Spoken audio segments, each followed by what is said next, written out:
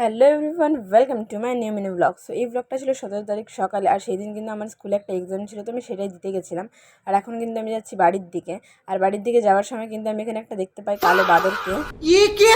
আর এই যে জায়গাটা দেখতে পাচ্ছ, এখানে কিন্তু আজকে বিকেলে একদম হবে ধামাকা। আর তারপর আমি জলদি জলদি রেডি হয়ে যাই। রেডি হতে হতে এদিকে দুটো আমার পার্সেলও চলে আসে। তারপরে বেরিয়ে পড়ি বতশ্রীর বাড়ি যাওয়ার জন্য। আর বতশ্রীর বাড়ি যাওয়ার কারণ হচ্ছে একটাই, কারণ আজ রয়েছে বতশ্রীর বাড়িতে মনসা পুজো।